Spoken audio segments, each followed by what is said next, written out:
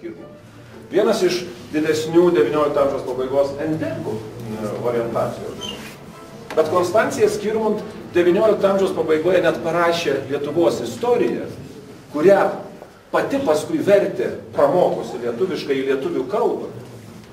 Ir tai buvo vienas iš populiariausių istorijos vadovėlių, Lietuvos istorijos vadovėlių prieš 120 metų, tada, kada Baranauskas čia kur skyrė. Tai ką aš noriu sakyti? Kad jeigu mes kaip lietuvių tauta remiam savo tapatybę į istorijos pasakojimą, ką mes toje istorijoje surandame? Ką reiškia mums šiandien Lietuvos didžiosios kunigaikštystės patirtis ir patyrimas? Mindaugo ir Vytauto sukurta valstybė pasiekusi imperinį dydį, vienu metu didžiausia Europos valstybė. Tai mūsų istorinė atmintyje tas pasididžiavimas, jis neišdylantis yra, dažniausiai čia ir Žalgiris, ir mūšiai, dažniausiai laimėti, pralaimėtų lietuviai nelabai mėgsta prisiminti. O žinot, koks didžiausias pralaimėtas Vytauto mūšis? Kada Vytautas, didysis kunigaikštis, pirmas sykį iš esmės buvo kryžiaus žygio į rytus vadas. Vorksla, tokia vietovė girdėta.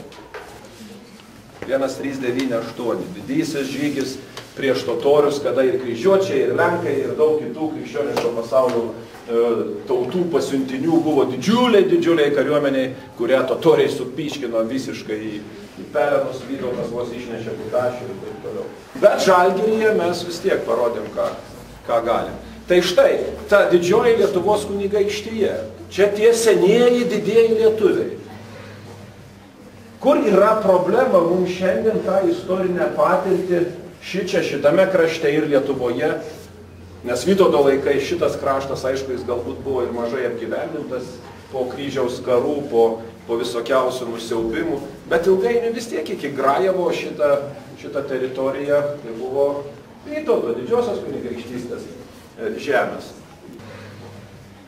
Kur yra problema mums šiandien tą istorinę patirtį šitame krašte ir Lietuvoje?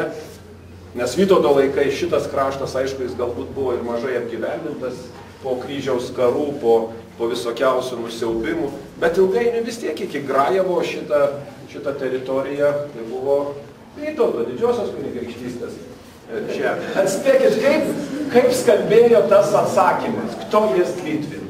Jis lenkiškai užrašytas. Nes tie senieji lietuviai, kalbėdami lenkiškai, jie visiškai nesijuto jokiais lenkais. Lenkai tai buvo tik oponentai, konkurentai.